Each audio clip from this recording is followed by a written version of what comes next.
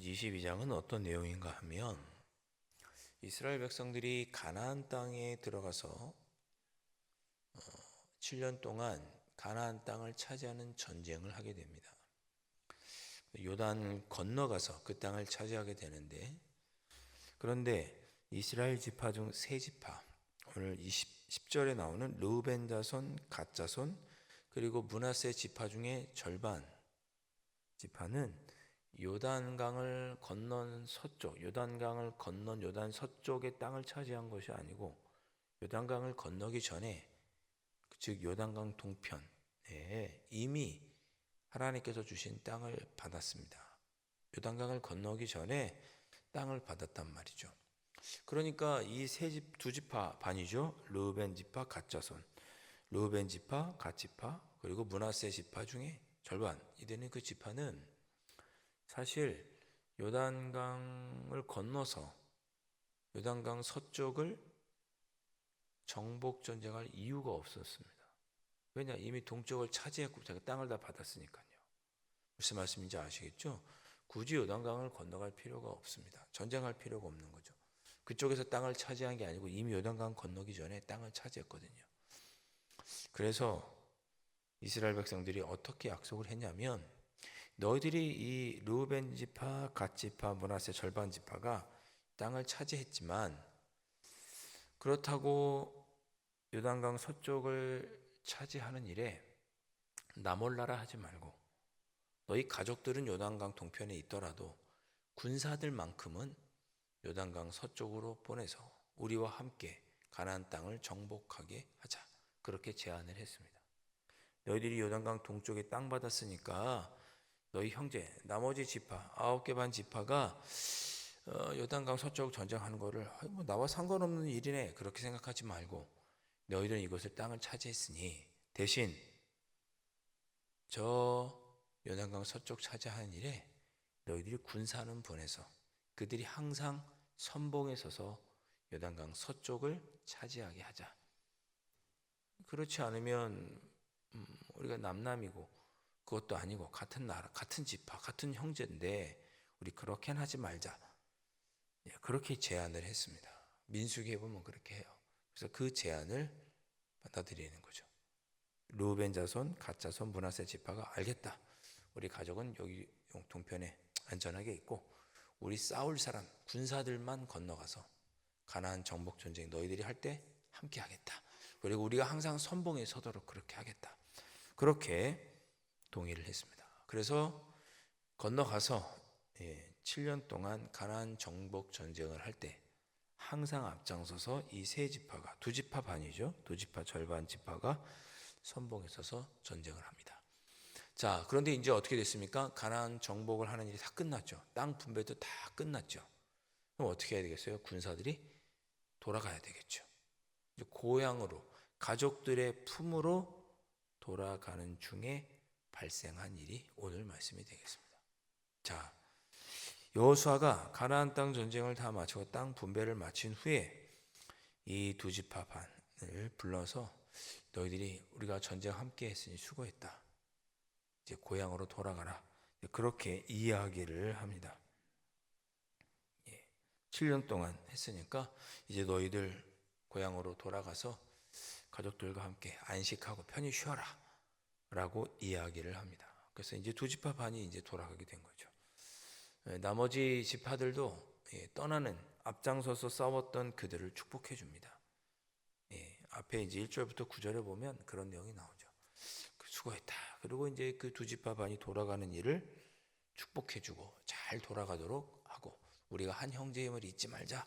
그리고 이제 돌려보냅니다. 자, 10절에 그렇게 돌아가는데 르우벤 자손과 갓 자손과 므낫세 반 지파가 그래서 고향으로 가나안 땅을 지나 요단강 동편으로 건너가려고 하는데, 요단강을 건너기 직전 가나안 요단 언덕가에 이르렀을 때, 10절에 그렇게 되어 있죠. 가나안 땅 요단 언덕가에 이르렀을 때 그 요단 강가에다가 제단을 쌓습니다. 그 제단 쌓는 이야기는 나중에 이제 21절 이하에 나오게 되는데, 제단을 쌓게 됐습니다. 딱 보기에도 매우 큰 제단이었습니다. 이걸 누가 보았느냐? 다른 나머지 지파의 이스라엘 백성들이 본 거죠. 그리고 그 이야기가 여호수아에게, 나머지 이스라엘 지파 장로들의 귀에 들어간 거예요. 자, 이걸 장로들은 어떻게 생각한 거냐면 15절 16절에 보니까 왜 제단을 쌓았지? 우상을 섬기려고 제단을 쌓은 거 아니야? 그렇게 생각한 거예요. 16절에 보면 여호와의 온 회중이 말하기를 너희가 어찌하여 이스라엘 하나님께 범죄하여 오늘 여호와를 따르는 데서 돌아서서 하나님을 섬기지 않고 거기서 돌아서서 너희를 위하여 제단을 쌓아 너희가 오늘 여호와께 거역하고자 하느냐, 이렇게 이해한 거죠. 나중에 보면 가나안 땅을, 요단강을 건너서 자기 고향으로 갈 때 하나님께 감사하기 위해서, 이제 고향으로 돌아가게 해주신 게 감사하잖아요. 그러니까 하나님께 감사하기 위해서, 그리고 이것에 우리가 있었던 일을 잊어버리지 않기 위해서, 하나님의 은혜와 행하신 일을 잊어버리지 않자라는 의미로 제단을 쌓은 거였거든요. 근데 이제 그거를 요 르우벤 자손 갓지파, 르우벤 지파 갓지파, 므낫세 절반 지파만 그렇게 하려고 했더니 다른 사람들은 그 내용을 모르니까 오해를 한 거죠. 하나님을 거역하고 우상을 섬기려고 하나? 그렇게 오해를 한 겁니다. 그래서 급히 여호수아와 나머지 이스라엘 지파의 우두머리가 이거 진상을 조사해 봐야겠다. 이거 어떻게 된 거냐? 진상을 조사하기 위해서 누구를 보내느냐? 제사장이었던 엘르아살의 아들 비느하스와, 14절에 보니까 이스라엘 각 지파에서 한 명씩 10명의 지도자를 데리고 비느하스가 이거를 조사하기 위해서, 이게 무슨 내용인지 진상 파악을 하기 위해서 그들을 찾아갑니다. 그래서 하는 얘기가 그거예요. 너희들이 왜 여기서 죄를 지으려고 하느냐, 우상을 섬기려고 하느냐. 17절에 보니까 부올의 죄악으로 말미암아 여호와의 회중에 재앙이 내렸으나 오늘까지 우리가 그 죄악에서 정결함을 받지 못하였거늘, 이런 표현을 합니다. 이게 무슨 일입니까? 부올이라 하면 민수기 24장 25장에 있었던 일이죠. 시므온 지파가 모압 여인들과 음란한 일을 행해서 전염병이 돌았죠. 그 비느하스가 창으로 그 음란했던 사람들을 찔러 죽임으로 연병이 그치죠. 그때 2만 5천 명이 죽었지 않습니까? 자, 너희들이 하나님 앞에 정결한 모습으로 서지 못하고 죄를 지으면 너희들만 망하는 게 아니라 온 회중에게, 17절에 여호와의 회중에 재앙이 내렸으나 그랬습니다. 우리 전체에게 재앙이 미친다. 그렇게 얘기한 거예요. 너희들이 여기서 우상을 섬기고, 18절에 보니까 하나님을 돌이켜서 여호와를 배반하고 거역하면 이스라엘 온 회중에게 진노가 임한다. 너희들에게만 진노가 아니고 이스라엘 백성 전체에게 진노가 임한다. 그런 마음이었던 거죠. 걱정이 됐던 거예요. 20절에도 그 얘기죠. 세라의 아들 아간이 온 회중에 온전히 바친 물건에 대하여 범죄함으로. 아간은 딱 한 명이었잖아요. 이스라엘 백성들이 여리고성을 점령했을 때 유일하게 범죄한 사람이 누구냐? 아간이었습니다. 근데 그 아간 때문에 이스라엘 백성이 다음에 아이성을 정복하는 전쟁에 실패하죠. 온 회중이 실패하고 하나님께 벌을 받은 것입니다. 그러니까 이스라엘 백성들은 걱정한 거죠. 저 두 지파 반이 우상을 섬기고 하나님을 배역하면 우리 이스라엘 온 백성에게 벌이 내릴 텐데, 그렇게 걱정한 거죠. 그 이야기를 하면서 19절에 뭐라고 얘기하느냐? 혹시 너희가 사는 요단강 동쪽이 마음에 들지 않느냐? 그러면 요단 서쪽 땅에 필요한 땅이 있으면 말해라. 우리가 주겠다. 그런 제안까지 합니다. 19절에 그런 내용이죠. 너희의 소유지가 만일 깨끗하지 아니하거든, 요단강 동편의 땅이 소유지가 좋지 않거든, 여호와의 성막 있는 여호와의 소유지로 건너와. 즉 요단 서쪽 가나안 땅 정복한 그곳에 건너와서 우리 중에서 소유지를 달라고 하면 우리가 나눠주겠다. 제안까지 합니다. 그러니 혹시 땅이 부족해서 우상을 섬기려고 하거나 그러지 말아라.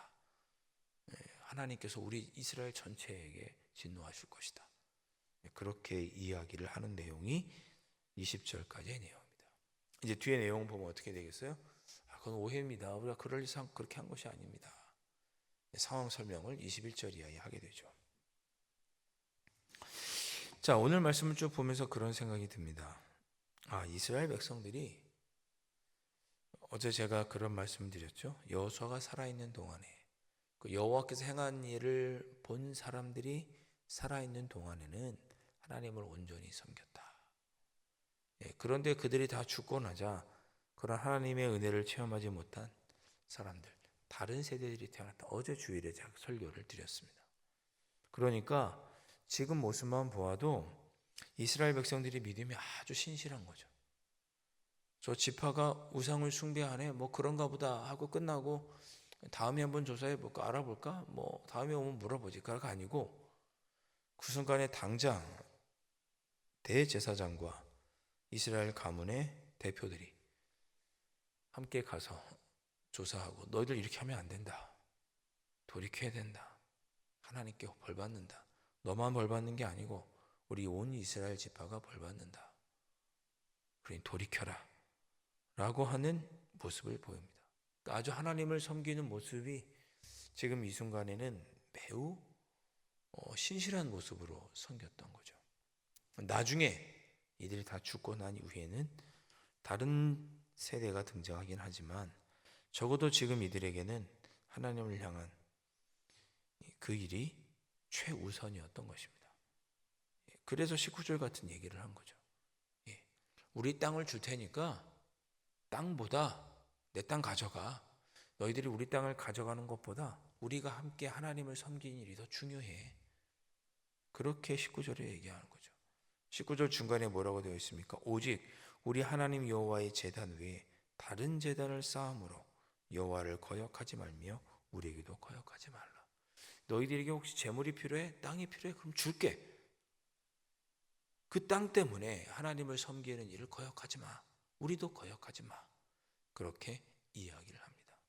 그러니까 지금 이스라엘 백성들에게는 지금 전쟁이 다 끝나고 땅을 다 차지한 후에 지금 마음에 하나님을 향한 믿음도 순종해야겠다는 마음도 하나님의 은혜에 대한 감사의 마음이 가득한 거죠. 오늘 우리가 이 새벽에 기도할 때 그렇게 기도했으면 좋겠습니다. 하나님, 저희가 하나님께서 베풀어 주신 은혜들을 기억하며 정말 하나님만 섬기겠노라고 그렇게 다시 한번 다짐해 봅니다. 하나님, 2025년도도 하나님의 은혜로 살았지만 2026년도도 하나님만 의지하며 하나님의 도움 속에 살아갈 수 있도록 인도해 주옵소서. 지금 이스라엘 백성들이 하나님만 섬기겠다라고 하는 뜨거운 믿음으로 그 두 지파 반에게 반응했던 것처럼 우리도 하나님만 섬기겠다고, 새해에도 하나님만 섬기겠다고 그렇게 다짐해보는 그런 기도를 이 새벽에 드리실 수 있기를 바랍니다. 그리고 제 마음속에 또 그런 생각이 듭니다. 오늘 말씀을 읽다 보니까 이스라엘 백성들 마음속에 트라우마가 있는 거죠. 우리 중에 누군가 범죄하면 우리 지파 전체가, 이스라엘 백성 전체가 하나님께 벌을 받는구나. 아간이 범죄함으로 이스라엘 백성들이 전투에 실패했고, 그리고 부월에서 몇몇 사람들이 하나님 앞에 음행하는 죄를 행함으로 25,000명이, 엄청나게 많은 숫자의 사람들이 죽게 되는구나. 그것을 그들이 기억하였기 때문에 이 두 지파 반이 하나님께 범죄한다고 생각을 하고 지파 전체가, 이스라엘 나라 전체가 움직인 것입니다. 여러분, 올 한 해를 돌아볼 때 하나님께서 베풀어 주신 은혜를 돌아보시죠. 근데 은혜만 돌아보지 마시고 내가 하나님 앞에 범죄함으로 벌 받은 것도 한번 돌이켜 보십시오. 벌 받았다는 표현이 조금 좀 어린아이 같은 발언일지 모르겠지만 올 한 해 하나님께서 나에게 진노하셨던 일들, 내가 하나님 앞에 죄를 범했던 모습들도 한번 돌아보시고 하나님, 새해에는 그런 모습이 아닌 하나님만 섬기는 모습으로 살기를 원합니다. 그렇게 다짐해보는, 좋았던 일들만 기억하지 마시고 하나님 앞에 범죄했던 일들도 돌아보시면서 새해에는 더 하나님을 의지하며 살겠습니다 다짐해보시는 이 새벽이 되셨으면 좋겠습니다. 기도하겠습니다. 하나님 아버지, 하나님의 은혜로 이스라엘 모든 지파가 가나안 땅을 차지하였고 또 이 일에 앞장섰던 요단 동쪽을 차지했던 두 지파 반이 돌아가게 됩니다. 그런데 그 와중에 그들이 혹여 하나님께 죄를 범한 것은 아닌가 싶어서 이스라엘 백성 전체들이 그래서는 안 된다라고 찾아와 권면했던 이 모습을 보면서 하나님, 우리는 올 한 해 정말 하나님의 뜻대로 살았는지 하나님의 은혜만 기억하고 있는 것은 아닌지 하나님께 죄를 범했던 모습을 잊어버린 것은 아닌지 우리 자신을 돌아보게 됩니다. 올 한 해도 하나님의 은혜로 살았으니 하나님의 뜻을 어기고 우리 뜻대로 살았던 것을 회개하며 살았으니 새해에도 하나님의 은혜로 살고 하나님의 뜻에서 벗어나는 일은 하지 않고 오직 하나님만 섬기며 살아가는 저희들이 삶이 될 수 있기를 소망합니다. 이 새벽에 다짐하며 결단하는 저희들의 기도를 들으시고 새해도 성령 하나님 도와주셔서 하나님만을 신실하게 섬기며 살아가는 저희들이 될 수 있도록 인도하여 주시옵소서. 귀하신 예수 그리스도의 이름으로 간절히 기도하옵나이다. 아멘. 하늘에 계신 우리 아버지, 아버지의 이름을 거룩하게 하시며 아버지의 나라가 오게 하시며 아버지의 뜻이 하늘에서와 같이 땅에서도 이루어지게 하소서.